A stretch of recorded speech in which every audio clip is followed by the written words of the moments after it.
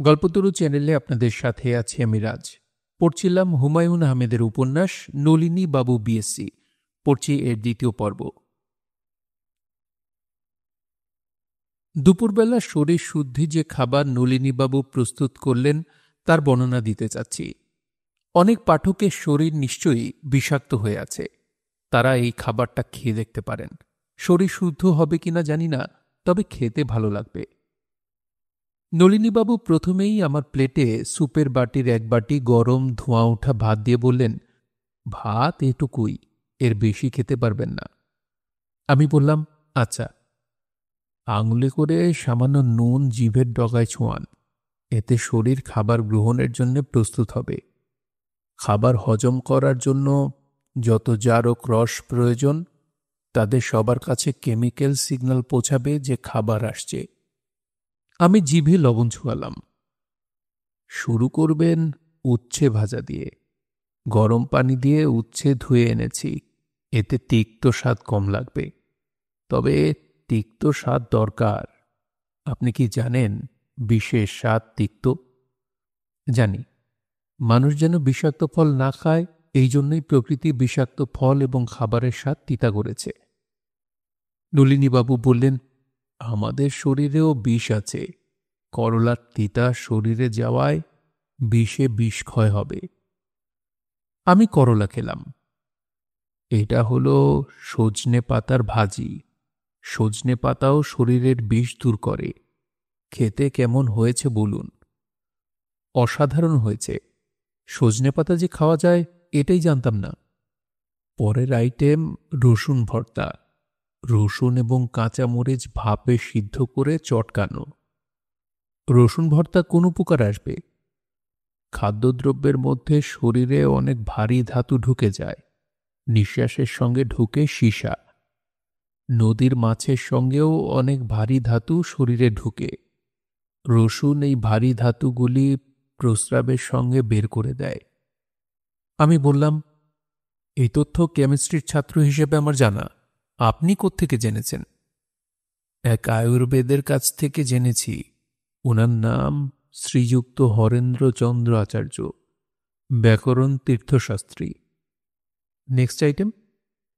এটা হলো মূল খাবার, খেয়ে বলুন কি? প্রথমে মনে হলো আলু, হালকা হলুদ ঝোলে আলুর মতোই দেখা যাচ্ছে। মুখে দেওয়ার পর বুঝলাম আলু না, পেঁপে। আলুর মতো গোল করে কেটে রান্না করা হয়েছে, খেতে অসাধারণ। নলিনীবাবু বললেন, পেঁপে আপনার শরীরকে স্নিগ্ধ করবে, পাকস্থলী বলবান করবে। এরপর খাবেন টক। অনেকে বলে খাট্টা, স্যুপের মতো চুমুক দিয়ে খাবেন। এই অম্ল শরীরের অ্যাসিডকে নিউট্রালাইজ করবে। ডাল নেই? না, ডাল কিডনির জন্য ভালো না। শেষ করবেন পায়েস দিয়ে। লবণ দিয়ে শুরু, চিনি দিয়ে শেষ। খেয়ে তৃপ্তি পাচ্ছেন? পাচ্ছি। ভাত আর একটু নিতে পারলে ভালো হতো। ভাত আর নিতে পারবেন না, পাকস্থলীর অর্ধেক খালি রাখতে হবে। শরীর শুদ্ধি করে আরামের ঘুম দিলাম। ঘুম ভাঙল ঠিক আগের দিনের মতো সন্ধ্যাবেলা। তবে আজ বৃষ্টি নেই। বসার ঘরে সোফায় বসে নলিনীবাবু নিবিষ্ট মনে কি যেন লিখছেন। আমি বললাম, কি লিখছেন? নলিনীবাবু বললেন, সংস্কৃত শ্লোক। যে কয়টা মনে পড়েছে লিখে যাচ্ছি, হয়তো আপনার কাজে লাগবে। আমি চোখ বুলালাম। নম্বর দিয়ে বেশ গুছিয়ে লেখা। 1, পঙ্কহি নবমী ক্ষিপ্ত ক্ষেপ্ত পতনী মূর্ধতি। কাদা উপরে ছুড়লে যে ছুঁড়ে তার মাথায় এসে পড়ে। 2, পঞ্চভি মিলিতই কিং যদ্য গতি ন সাধ্যতে। 5 জন মিলে কাজ করলে জগতের সব কার্য সিদ্ধ হয়। 3, কো ন জাতি বসং লোক মুখে পিন্ধ্রেন পুরীত। মুখে অন্ন তুলে দিলে কোন ব্যক্তি না বশীভূত হয়। সন্ধ্যা পুরোপুরি মিলাবার পর নলিনীবাবু আমাকে নিয়ে বারান্দায় বসলেন। বারান্দার বাতি নিভানো, ঘরের ভেতর থেকে আলো আসছে। নলিনীবাবু পান মুখে দিতে দিতে বললেন, মায়ের মৃত্যু পর্যন্ত আপনাকে বলেছি, এরপর থেকে শুরু করি। আমি বললাম, করুন। মায়ের মৃত্যুর পর ব্রাহ্মণ পুত্রকে কঠিন শোক পালন করতে হয়। আপনি কতটুকু জানেন আমি জানি না, একটু বলিনি। 13 দিন পর্যন্ত হবিষ্যান্ন খেতে হয়। দিনে একবেলা আহার, 1 মুঠো আতপ চালের ভাত, কাঁচকলা সিদ্ধ, 1 চামচ গব্যঘৃত। সাধারণ লবণ খাবারে দেওয়া যাবে না, দিতে হবে সৈন্ধব লবণ। রান্না নিজেকে করতে হবে। রান্নায় খড়ি ব্যবহার করা যাবে না, শুকনো পাতায় রাখতে হবে। খেতে হবে আংট পাতায়। আংট পাতা কি জানেন? না। আংট পাতা হলো কলা পাতা। এই 13 দিন কোনো চেয়ারে বসা যাবে না, খাটে শোয়া যাবে না। কুশাসন বা মৃগচর্ম ব্যবহার করা যেতে পারে। 13 দিন পার হওয়ার পর হবে নিয়মভঙ্গ অনুষ্ঠান। তখন নাপিত এসে মাথা, ভুরু সব কামিয়ে দেবে। সেলাই ছাড়া 1 টুকরা নতুন কাপড় পরিয়ে দেবে। আমার বয়স কম, তারপরও আমাকে নিয়ম মতো শোক পালন করতে হলো। নিয়ম ভঙ্গ অনুষ্ঠানের শেষে নিজের ঘরে ঢুকে মেঝেতে শুয়ে কাঁদতে কাঁদতে ঘুমিয়ে পড়লাম। ঘুম ভাঙল পাঁচালি পাঠের আয়োজনে। বাবার গলা, তিনি সুর করে পাঁচালি পাঠ করছেন। বাবাকে আমি কখনো পাঁচালি পাঠ করতে শুনিনি। মা পাঠ করতেন। বাবা বলতেন, কানের কাছে ঘ্যানঘ্যানানি করবা না, নীরবে পড়ো। আমি অবাক হয়ে উঠে বসলাম। কিছুক্ষণ বাবার পাঁচালি পাঠ শুনলাম। সেদিন 19শে জ্যৈষ্ঠ আর রবিবার। সকাল হয়েছে, খোলা মন্দিরের দ্বার। রাজকুমার চন্দ্র ভট্টাচার্য দুজনে বাবার মন্দিরে আসি প্রণাম চরণে। পাঁচালি শুনতে শুনতেই হঠাৎ লক্ষ্য করলাম আমার গায়ে সেলাই ছাড়া নতুন কাপড় না, সাধারণ কাপড়। মাথায় হাত দিয়ে দেখি মাথা ভর্তি চুল। প্রথম প্রশ্ন মাথায় এলো, আমি কি স্বপ্ন দেখছি? অবশ্যই স্বপ্ন। আমার মাথা কামানো হয়েছে, মাথা ভর্তি চুল থাকার কোনো কারণ নাই। আমি ঘর থেকে বের হলাম, দোতলা থেকে নামলাম। বাবা কুয়াতলায় বসে পাঁচালি পড়ছেন। তার সামনে বড় মামা বসে আছেন। তিনি আগ্রহ নিয়ে পাঠ শুনছেন। বড় মামা তো চলে গেছেন, আবার কখন এসেছেন? বাবা আমাকে দেখেই হাত ইশারা করে কাছে ডাকলেন। নরম গলায় বললেন, বাবা, জ্বর কি কমেছে? আমি কিছু না বলে দাঁড়িয়ে রইলাম। বাবা বললেন, কাছে আয়, জ্বর দেখি। আমি কাছে গেলাম। তিনি আমার মাথায় হাত রেখে বললেন, গা এখনো খানিকটা গরম। তখন বড় মামা আমার মাথায় হাত দিলেন। মামা বললেন, না, জ্বর নেমে গেছে। বাবা বললেন, তোর মা ঘাটে বসে আছে, মাকে ডেকে নিয়ে আয়, চা খাবো। আমি অবাক হয়ে ঘাটের দিকে যাচ্ছি। এখন আর মনে হচ্ছে না আমি স্বপ্ন দেখছি। এখন মনে হচ্ছে মায়ের মৃত্যুর ব্যাপারটা ছিল স্বপ্ন। এখন যা দেখছি সেটাই বাস্তব। মা মারা যাননি, বেঁচে আছেন। ঘাটে মা না, ললিতা ছিপ হাতে বসে আছে। সে আমাকে দেখে মায়ের মতো করে মিষ্টি গলায় বলল, আমার বাবুটার জ্বর কমেছে, দেখি দেখি, জ্বরটা দেখি। আমাকে তার কাছে যেতে হলো না। সে এসে কপালে হাত রেখে আনন্দিত গলায় বলল, শরীর গাঙ্গের পানির মতো ঠান্ডা, জ্বর নাই, আমার বাবু জ্বর নাই রে, তাই রে নাই রে নাই রে। আমি হতভম্ব হয়ে দাঁড়িয়ে আছি। মাথার ভেতরটা তখন পুরোপুরি এলোমেলো, সব তালগোল পাকিয়ে গেছে। ঘটনা কিছুই বুঝতে পারছি না। একবার মনে হলো এক্ষুনি মাথা ঘুরে অজ্ঞান হয়ে পড়ে যাব। শরীর কেমন জানি করছে, প্রচণ্ড পিপাসা হচ্ছে। ললিতা হাত ধরে টেনে তার পাশে আমাকে বসালো। পানিতে বড়শি ফেলে গানের সুরে বলতে লাগলো, নাই নাই নাই, বাবুর জ্বর নাই, দিঘির জলে বড়শি ফেলি, বিশাল মাছ পাই।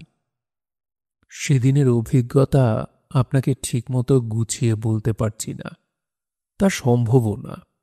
আপনি লেখক মানুষ, লেখকদের কল্পনা শক্তি প্রবল হয় বলে শুনেছি।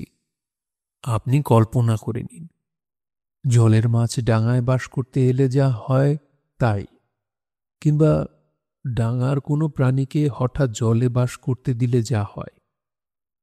আমি ললিতার পাশ থেকে উঠে দাঁড়ালাম, ঘরের দিকে হাঁটা শুরু করলাম। ললিতা পেছন থেকে ডাকল, আয় বাবু, যাস কই? একটু বস না, মার সাথে কিছুক্ষণ বসলে কি হয়? আমি ফিরেও তাকালাম না। বাবার সামনে দিয়ে ঘরে ঢুকে গেলাম। বাবা তখনও মাথা দুলিয়ে দুলিয়ে পাঁচালি পড়ছেন। বেদনায় মৌন মুখ, বাক্য নাহি স্বরে, চক্ষু মেলে লোকনাথ চাহে ধীরে ধীরে। একতলায় ঢুকে ঝাঁটার শব্দ পেলাম। বাড়ির সম্মুখ বারান্দা কে যেন ঝাড় দিচ্ছে। আমি গেলাম সেখানে। মা বারান্দা ঝাড় দিচ্ছেন। মার শাড়িটা মলিন, মুখ মলিন। আমি চাপা গলায় ডাকলাম, মা। মা চমকে ফিরে তাকালেন, হাসলেন, ঝাঁটা ফেলে আমাকে জড়িয়ে ধরে প্রায় ফিসফিস করে বললেন, পেরাই তুমি আমারে মা ডাকো। কেন ডাকো বাবু? তোমার মা কোনোদিন জানলে মনে বেজায় কষ্ট পাইব। আমি তো তোমার মা না, দাসীরে মা ডাকতে হয় না।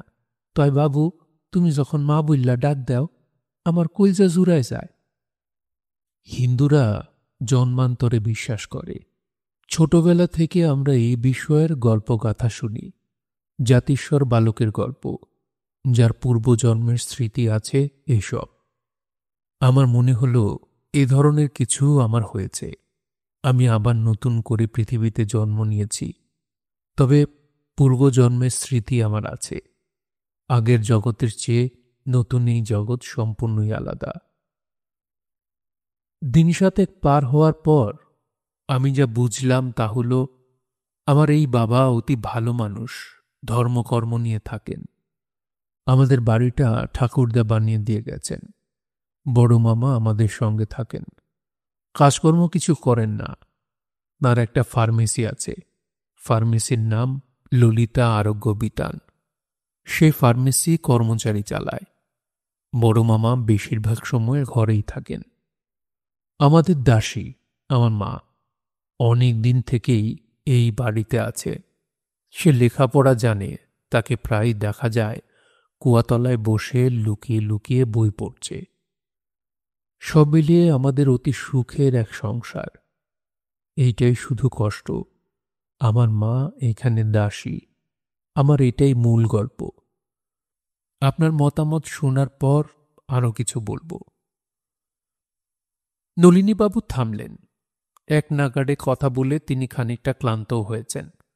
আমার দিকে তাকিয়ে বললেন, আমি ধূমপান করি না, কিন্তু কেন জানি ধূমপান করতে ইচ্ছে হচ্ছে। আমি সিগারেটের প্যাকেট তার দিকে বাড়িয়ে দিয়ে বললাম, আপনি হঠাৎ নতুন এক জগতে ঢুকে গেলেন। এই বিষয়ে কারো সঙ্গে কথা বলেছেন? বড় মামাকে বলেছি। তিনি সব শুনে বলেছেন, টাইফয়েড হবার কারণে এইসব তোর মনে হচ্ছে। টাইফয়েড খারাপ রোগ, এতে অঙ্গহানি হয়, মাথার গোলমাল হয়, ভিটামিন খেতে হবে, কড লিভার অয়েল খেতে হবে। বড় মামা আমাকে তার ফার্মেসি থেকে ভিটামিন আর কড লিভার অয়েল ক্যাপসুল এনে দিল। নতুন জগতে আপনি কতদিন ছিলেন? তিনি সিগারেট ধরাতে ধরাতে বললেন, 3 বছর। আমি বললাম, হঠাৎ একদিন আগের জায়গায় ফিরে এলেন? এসে কি দেখেন, ওখানেও 3 বছর পার হয়েছে? হ্যাঁ। মঙ্গলবার সকাল 9টার সময় ঘটনাটা ঘটে। আমি আগের অবস্থায় ফিরে গিয়ে দেখি সকাল 9টা বাজে, মঙ্গলবার, চৈত্র মাস। আপনার পোশাক কি একই ছিল? না। আমি বললাম, আপনার এক পরিবেশ থেকে আরেক পরিবেশের ট্রানজিশনের ঘটনাটা বলুন। নলিনীবাবু বললেন, স্কুলে যাওয়ার জন্যে তৈরি হচ্ছি। তখন ললিতা, অর্থাৎ ওই জগতে আমার মা বলল, বাবু, স্কুলে আজ না গেলি? তোর গা গরম, মনে হয় জ্বর আসছে, শুয়ে থাক। আমি বললাম, আচ্ছা। চাদর গায়ে চোখ বন্ধ করে শুয়ে থাকলাম। সে বসল আমার মাথার পাশে, চুলে বিলি কাটতে কাটতে বলল, বাবু, তোকে একটা কথা জিজ্ঞাসা করি। আমি বললাম, করো। দাসী মেয়েটাকে তুই মা ডাকিস কি জন্য? আমি নিজে কয়েকবার শুনেছি। সি বাবা, সি। আমি কি তোকে কমাদর করি? বাইরের কেউ শুনলে নোংরা অর্থ করবে। করবে না? আমি বললাম, হুম। তোর বাবা সাধু সন্ন্যাসীর মতো মানুষ, লোকে তখন তাকে নিয়ে আজে বাজে কথা বলবে, সেটা কি ভালো হবে? আমি বললাম, না।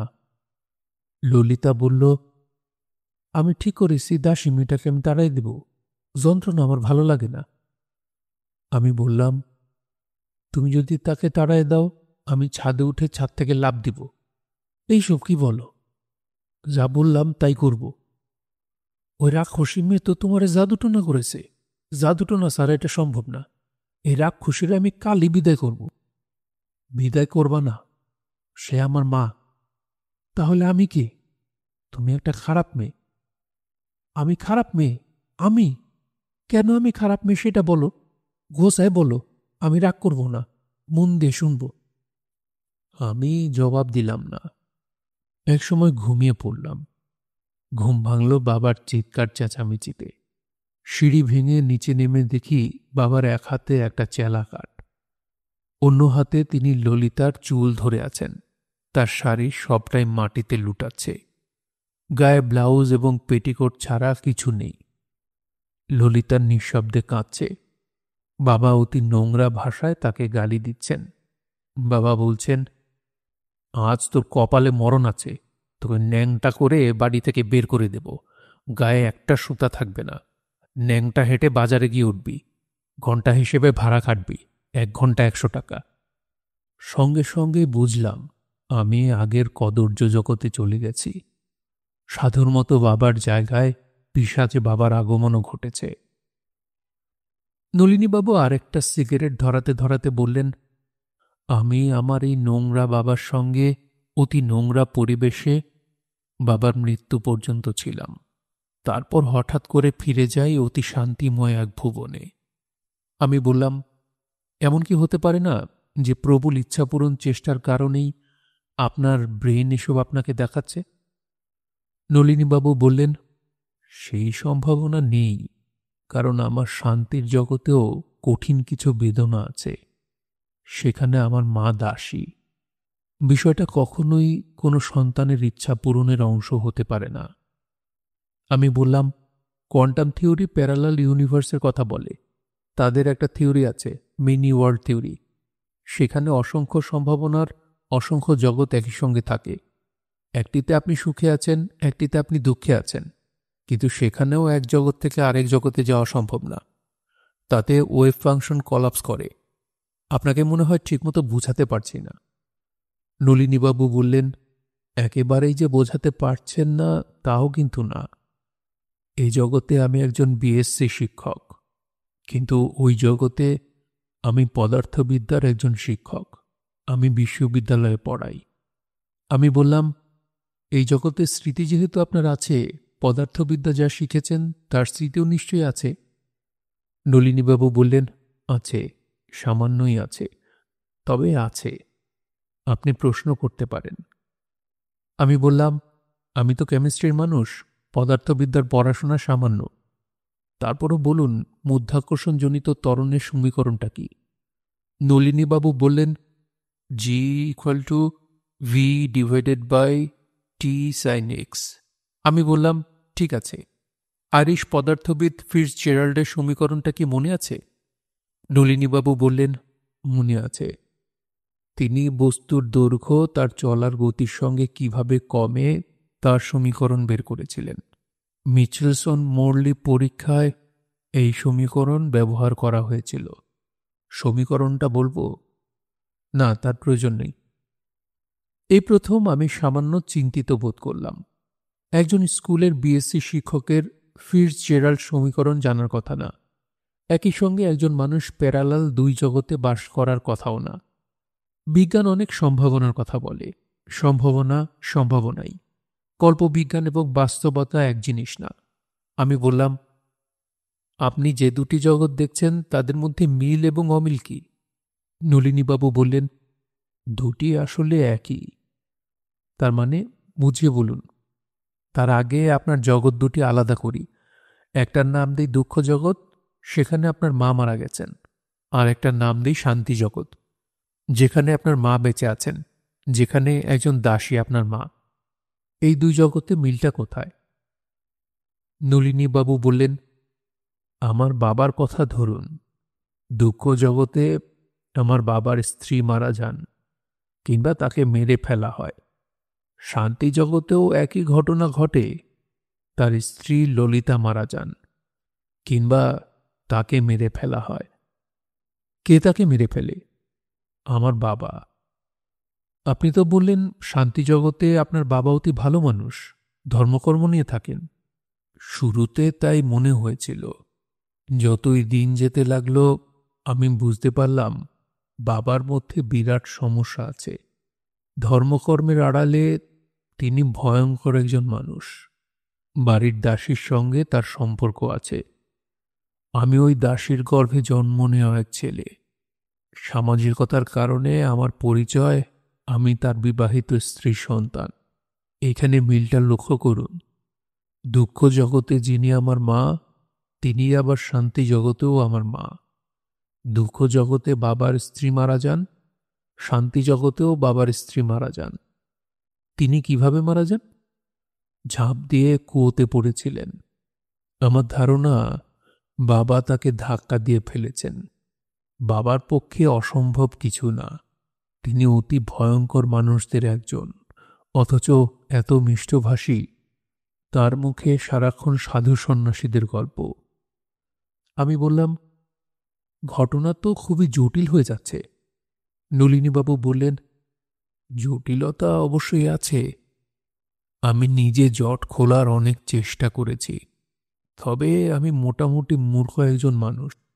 আমি বললাম, শান্তি জগতে আপনি পদার্থবিদ্যা পড়ান, কাজেই নিজেকে মূর্খ বলা কি ঠিক হচ্ছে?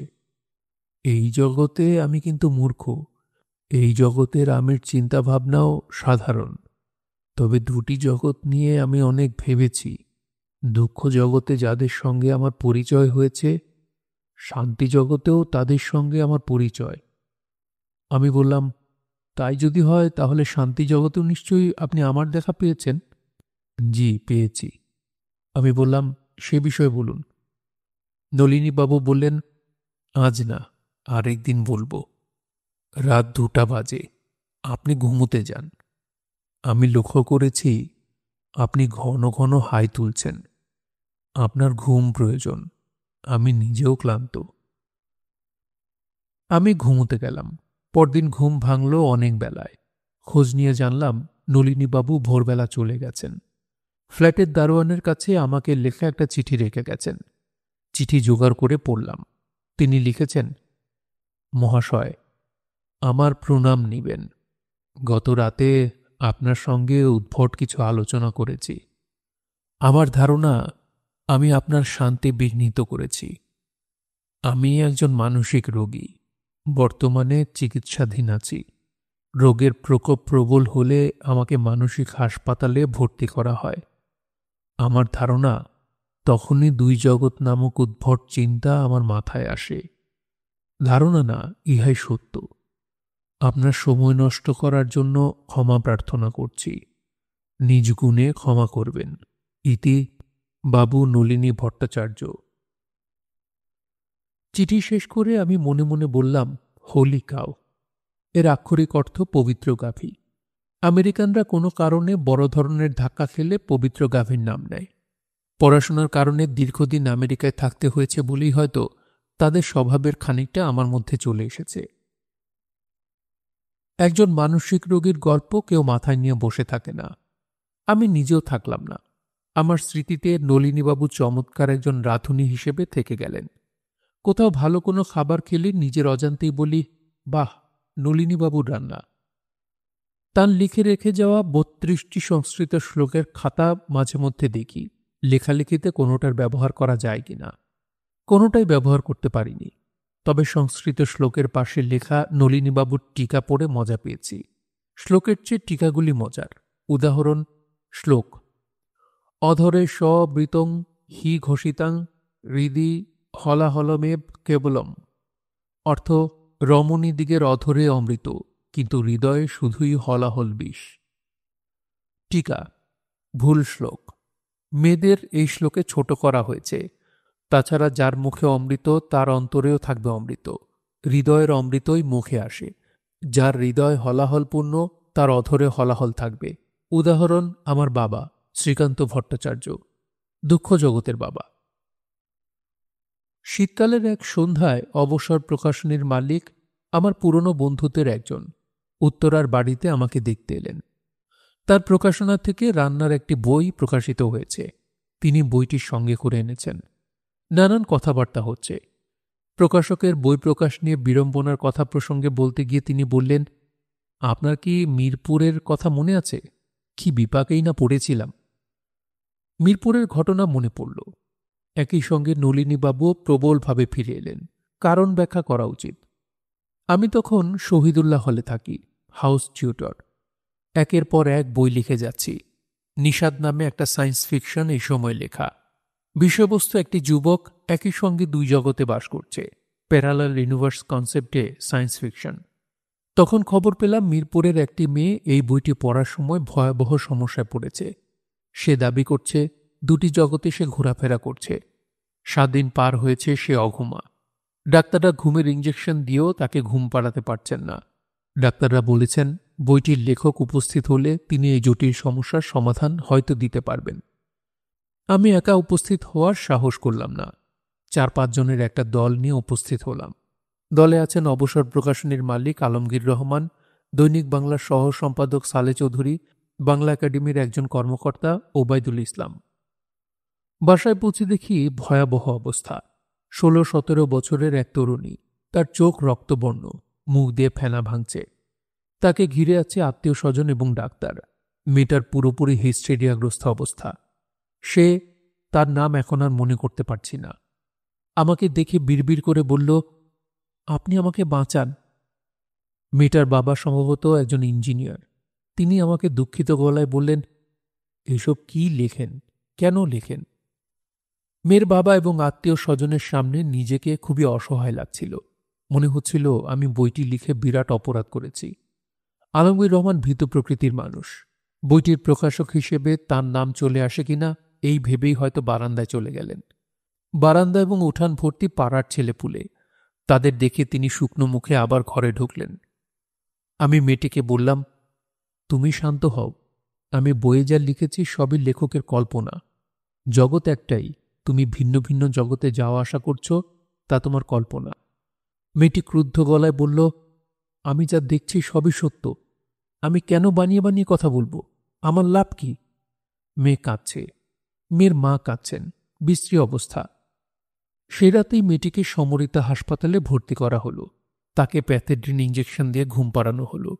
সপ্তাহখানেক চিকিৎসার পর তার অবস্থা কিছুটা ভালো হলে আমি তাকে দেখতে গেলাম। দুই জগতে সে কি দেখেছে তা ভাঙা ভাঙা ভাবে কিছুটা শুনলাম। তার দ্বিতীয় জগৎটায় আলো অনেক বেশি, সবাই হাসি খুশি। সেই জগতেও একজন হুমায়ুন আহমেদ আছে, এবং সেই হুমায়ুন আহমেদের সঙ্গে মেয়েটা নাকি বিশেষভাবে পরিচিত। দ্বিতীয় জগতের হুমায়ুন আহমেদের বয়স কম এবং অবিবাহিত। মেয়েটির কথাবার্তা থেকে আমার মনে হল লেখকের সঙ্গে বিশেষভাবে পরিচিত হবার প্রবল বাসনাই তার মধ্যে দ্বিতীয় জগতের বিভ্রম তৈরি করেছে। তারপর বহু বছর কেটেছে। আমি নলিনীবাবুর দেখা পেয়েছি। বিষয়ের কথা হল তিনিও নিষাদ বইটা পড়েছেন। এখানে মিরপুরের মেয়েটির সঙ্গে নলিনীবাবুর কিছু অমিল আছে। মিরপুরের মেয়ে নিষাদ পড়ার পর দ্বিতীয় জগতে গেছে। নলিনীবাবু দ্বিতীয় জগৎ ঘুরে আসার অনেক পরে নিষাদ বইটি পড়েছেন। তার এক ছাত্রী তাকে এই বইটি পড়তে দিয়েছিল। ছাত্রীর নাম সুলতানা বেগম, 10ম শ্রেণী, খ শাখা, বিজ্ঞান বিভাগ। মিসির আলীর কাছ থেকে তার বিষয়ে বিস্তারিত জানার কৌতূহল হওয়া স্বাভাবিক। আমি ঠিক করলাম নীলগঞ্জ যাব, নলিনীবাবুকে খুঁজে বের করব, তার সঙ্গে কথা বলবো, তার সহকর্মীদের সঙ্গে কথা বলবো, তার সম্পর্কে যা জানার সব জানব। যা ভেবেছি তা করা হলো না। আমরা অতি ব্যস্ত এক জগতে বাস করি। নিজের প্রয়োজনের বাইরে সময় বের করা হয়ে ওঠে না। একসময় নলিনীবাবুর কথা ভুলেই গেলাম, না ভুলে উপায়ও ছিল না। আমি তখন চন্দ্রকথা নামে নতুন এক ছবিতে হাত দিয়েছি। অর্থের জোগাড় নেই। গল্প উপন্যাস লিখে বাড়তি টাকা জোগাড় করার চেষ্টা করি। টাকার অভাবে ছবি বন্ধ হবার জোগাড়। মহা চিন্তায় আমি অস্থির। নলিনীবাবু আমার ব্যক্তিগত চিন্তার কুয়ায় পড়ে পুরোপুরি ডুবে গেলেন। প্রকৃতি তখন ছোট্ট একটা খেলা খেলল। প্রকৃতির খেলা ব্যাখ্যা করার আগে জলবিলাস প্রসঙ্গে বলে নিই। জলবিলাস আমার বজরার নাম। রবীন্দ্রনাথ ঠাকুর বজরায় চড়ে পদ্মা নদীতে ঘুরে বেড়াতেন, নদীর উপর রাত্রি যাপন করতেন। রবীন্দ্রনাথ হওয়া সম্ভব না, তবে তার অনুকরণ করা সম্ভব। আমি বজরা বানালাম, নাম দিলাম জলবিলাস। নুহাশপল্লীর পাশের খালে বজরা ভাসানো হলো। খাল দিয়ে কিছু দূর গেলেই হাওরের মতো জায়গা পড়ে। হাওরের নাম লবণদহ। আমি ঠিক করলাম বইপত্র নিয়ে বজরায় দিন যাপন করব। বজরার ডিজাইন করল এফডিসির সেট ডিজাইনার কুদ্দুস। আধুনিক বজরা, ছোট জেনারেটর আছে। জেনারেটরের কারণে ফ্যান চলে, বাতি জ্বলে, টয়লেটে কমোড বসানো, বজরার ছাদে চেয়ার পাতা, মোটামুটি রাজকীয় ব্যবস্থা। আমি মহা উৎসাহে বজরায় ঘুরে বেড়াই। নিজেকে রবীন্দ্রনাথ রবীন্দ্রনাথ মনে হয়। প্রায় এমন হয়েছে যে ঝুম বৃষ্টি, আমি বজরার জানলা দিয়ে বৃষ্টি দেখতে দেখতে রবীন্দ্রনাথ ঠাকুরের গান শুনছি। আমি কান পেতে রই আমার আপন হৃদয় গহন দ্বারে, কোনো গোপন বাসির কান্না হাসির গোপন কথা শুনিবারে। ভ্রমণ হেথায় হয় বিবাগী নিভৃত নীল পদ্ম লাগিরে, কোনো রাতের পাখি গায়ে একাকী সঙ্গীবিহীন অন্ধকারে। এই একটি গানই বারবার শোনা হয়, কারণ আমি নিজে তখন সঙ্গীবিহীন অন্ধকারেই বাস করছি। আমাকে নিয়ে কিছু কিছু পত্রিকা সেই সময় বাড়াবাড়ির চূড়ান্ত করছে। আমাকে এবং গায়িকা অভিনেত্রী শাওনকে নিয়ে উদ্ভট সব কথাবার্তা ক্রমাগত ছাপিয়ে যাচ্ছে। কথাবার্তার নমুনা, হুমায়ুন আহমেদ শাওনকে উত্তরার একটি ফ্ল্যাট কিনে দিয়েছেন। শাওন সেখানে তার শিশুপুত্র নিয়ে বাস করেন। মাঝে মাঝে হুমায়ুন আহমেদ সেখানে রাত্রি যাপন করতে যান। উল্লেখ্য, শিশুপুত্রটি হুমায়ুন আহমেদের ঔরসজাত, যদিও তিনি শাওনকে বিবাহ করেননি। আমেরিকার একটি বাংলা পত্রিকায় উত্তরার সেই বাড়ি এবং বাড়ির বারান্দায় দাঁড়িয়ে থাকা কুচকুচে কালো এক ছেলের ছবিও ছাপা হলো। ছেলেটি দাঁত বের করে হাসছে। তার গায়ের গাঢ় কৃষ্ণবর্ণের কারণে দাঁত ছকছকে সাদা দেখাচ্ছে। একটি পত্রিকা আমার মেজকন্যা শিলার একটা ইন্টারভিউ ছাপালো। শিরোনাম, শিলা হুমায়ুন আহমেদকে একবারও বাবা সম্বোধন করেননি। আমি প্রতিবাদ করে লেখা ছাপাতে পারতাম, উকিল নোটিশ পাঠাতে পারতাম। কেন জানি কিছুই করতে ইচ্ছা করল না। তার একটি কারণ, আমার সংসার টিকেনি, এটা সত্য, এবং আমি অতি অল্প বয়সে শাওনের প্রেমে পড়েছি, এটাও সত্যি। আমি যা করলাম তা হলো নিজেকে গুটিয়ে নেয়া। বৈরী সময়ে শামুক নিজেকে খোলসের ভেতর ঢুকিয়ে ফেলে। আমার জলবিলাস হলো আমার খোলস। খোলসের ভেতর দিন এবং রাত্রি যাপন, সেখানে খাওয়া দাওয়া এবং লেখালেখির চেষ্টা। প্রস্তাবনা শেষ হয়েছে, এখন প্রকৃতির বিশেষ কাণ্ডটি বলি। আষাঢ় মাসের শেষ দিকের কথা। লবণদহে প্রচুর পানি, থেমে থেমে বৃষ্টি হচ্ছে। বজরার মাঝিকে বললাম জলবিলাসকে সুবিধাজনক কোনো জায়গায় নিয়ে যেতে। আজ রাতে বজরায় নিশি যাপন করব। একটা পর্যায়ে বাতি নিভিয়ে শরৎচন্দ্রের মতো আঁধারের রূপ দেখব। মাঝিরা তাই করল। লবণদহের মাঝামাঝি বজরা নিয়ে খুঁটি গাড়ল। আমি বাতি নিভিয়ে দিলাম। একসময় প্রবল বৃষ্টি শুরু হলো, সঙ্গে বাতাসও আছে, নৌকা দুলছে। আমার ভয় ভয় করতে লাগলো। আমি বললাম, রাতে ডাকাত ধরবে না তো? মাঝি বলল, স্যার, ধরতেও পারে, এই হাওরে প্রায়ই ডাকাতি হয়। প্রায়ই ডাকাতি হয়? তাহলে এখানে বজরা এনেছ কেন? আপনি বলছেন বললে আনছি, নিজ ইচ্ছায় আনি নেই। আমি বললাম, বজরা ফিরিয়ে নিয়ে চলো, নুহাশপল্লীর কাছে নিয়ে খুঁটি পোতো, ডাকাতের হাতে পড়া কোনো কাজের কথা না। ইঞ্জিনের বজরা, ইঞ্জিনে বাতাস ঢুকেছে বলে স্টার্ট নিচ্ছে না। শেষটায় মাঝিরা লগি এবং বৈঠা নিয়ে যাত্রা শুরু করল। সাপে বরের মতো হলো। ইঞ্জিনের বিকট আওয়াজ থেকে মুক্তি। জলবিলাসের ছাদে বৃষ্টি পড়ছে, অপূর্ব সঙ্গীতের মতো শোনাচ্ছে। আমি গায়ে চাদর দিয়ে বসে আছি, বৃষ্টির সঙ্গীত শুনছি। আমার সামনে কাগজ কলম, বজরার ভেতর দুটা হারিকেন জ্বলছে। অন্যরকম পরিবেশ হয়তো আমার মধ্যে ঘোরের মতো তৈরি করল। আমি একটা গান লিখে ফেললাম। এর অনেক দিন পর শাওন গানটি রেকর্ড করেছে। গানটি উদ্ধৃত করার লোভ সামলাতে পারছি না। যদি মন কাঁদে তুমি চলে এসো এক বর্ষায়, এসো ঝড়ো ঝড়ো বৃষ্টিতে, জলভরা দৃষ্টিতে, ইত্যাদি। গান রচনা শেষ করে কখন বিছানায় শুয়েছি আর কখন ঘুমিয়ে পড়েছি কিছুই মনে নেই। ঘুমের মধ্যে অদ্ভুত এক স্বপ্ন দেখলাম। স্বপ্নে সবকিছু বদলে যায়। বজরাটা বদলে গেল, আমি দেখলাম অতি আধুনিক একটা স্টিল বডির জলযানে আমি বসে আছি। জলযান তীব্র গতিতে ছুটছে। আমার পাশে ৬-৭ বছরের একটি বালিকা।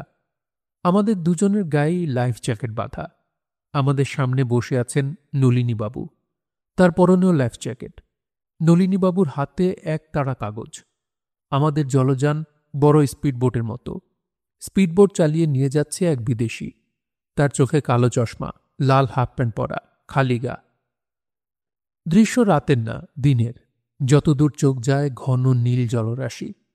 আমার পাশে বসা বাচ্চা মেয়েটির হাতে পেন্সিল। সে পেন্সিল দিয়ে ছবি আঁকছে। আমি মেয়েটিকে চিনতে পারছি না। মেয়েটি আমার দিকে তাকিয়ে বলল, বাবা, আমি মার কাছে যাব। মেয়েটি আমাকে বাবা কেন ডাকছে বুঝতে পারছি না। অতি রূপবতী এই বালিকা আমার অপরিচিত। নলিনীবাবু বললেন, মা, আমরা তোমার মার কাছেই যাচ্ছি। মেয়েটি বলল, তুমি কথা বলবে না, আমি পেন্সিল দিয়ে তোমাকে খোঁচা দেব। নলিনীবাবু বললেন, আমাকে কেন খোঁচা দিবে?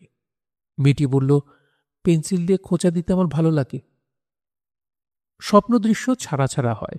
আমি যা দেখছি তা ছাড়া ছাড়া কিছু না। মানুষ তার স্মৃতিতে সঞ্চিত জিনিসই স্বপ্নে দেখে এবং স্বপ্ন হয় সাদা কালো। আমি রঙিন স্বপ্ন দেখছি এবং আমার স্মৃতিতে বাচ্চা মেয়েটি অবশ্যই নেই। তাকে আমি আগে কখনো দেখিনি। নলিনীবাবু বললেন, আমি আপনার জন্য কিছু কাগজপত্র নিয়ে এসেছি। আমি অন্য ভুবন থেকে এসেছি। আমি আপনার পরিচিত নলিনীবাবু বিএসসি না, আমি পার্টিকেল ফিজিক্সে পিএইচডি করেছি। কিছু কাগজপত্র আমি আপনাকে দেব। আপনি কাগজপত্রগুলি শার্টের ভেতর ঢুকিয়ে রাখবেন যাতে এগুলি থেকে যায়। বুঝতে পারছেন? আমি বললাম, না, কিছুই বুঝতে পারছি না।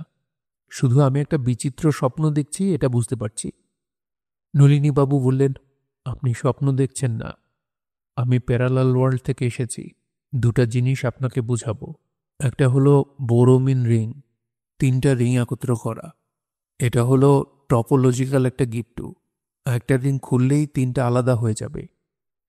আরেকটা হচ্ছে হোভরিং, এর একটা খুললে 2টা আটকে থাকবে, আলাদা হবে না। বুঝতে পারছেন? আমি একে দেখাচ্ছি। কুকি, তোমার পেন্সিলটা দাও। বাচ্চা মেয়েটি বলল, আমি পেন্সিল দিব না, আমি পেন্সিল দিয়ে খোঁচা দেব।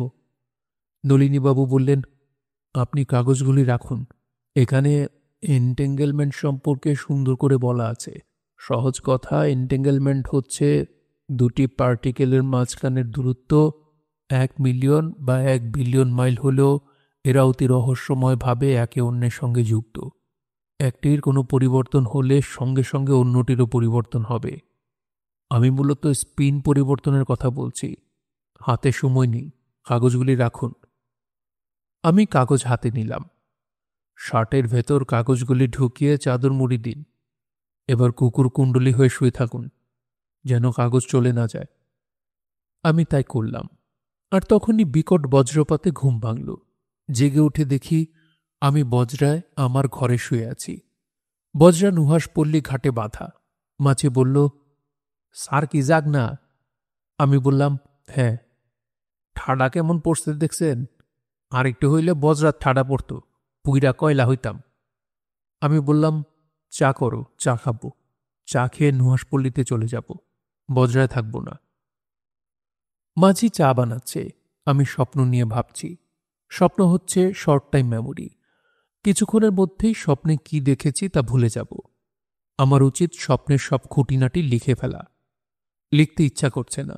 স্বপ্নে একগাদা কাগজ বুকের ভেতর নিয়ে শুয়েছিলাম। জেগে কোনো কাগজ পেলাম না, পাওয়ার কথাও না। কাগজ খুঁজেছি, এটাই হাস্যকর। স্বপ্নের একটা ব্যাখ্যা আমি দাঁড়া করালাম। নর্থ ডাকোটা বিশ্ববিদ্যালয়ে যখন পিএইচডি করি, তখন আমার সহপাঠী রালফ নামে এক আমেরিকান ছাত্রের সঙ্গে পালতোলা নৌকা ভ্রমণে গিয়েছিলাম। তার সঙ্গে ছিল তার স্ত্রী এবং বাচ্চা একটা মেয়ে। আমেরিকান পালতোলা নৌকা বাতাস পেলে তীব্র গতিতে ছুটে। ঘন নীল পানিতে আমরা ছুটছিলাম তীব্র গতিতে। আমাদের সবার গায়ে লাইফ জ্যাকেট ছিল। রালফ নৌকার পাল ধরেছিল। সে ছিল খালি গায়ে, তার পরনে ছিল লাল প্যান্ট। আমার স্বপ্নে দেখা জলযান রালফের পালতোলা নৌকা এবং বাচ্চা মেয়েটি হচ্ছে রালফের মেয়ে। বাচ্চা মেয়েটিকে দেখে আমার হয়তো মনে হয়েছিল, ইস, এরকম একটা রূপবতী কন্যা যদি আমার থাকত। প্রকৃতি দীর্ঘদিন পর স্বপ্নের মাধ্যমে আমার ইচ্ছা পূরণ করেছে। নলিনী বাবুর ব্যাপারটা শুধু পরিষ্কার হচ্ছে না, হয়তো অবচেতন মনে তিনি আছেন বলেই স্বপ্নে ধরা দিয়েছেন।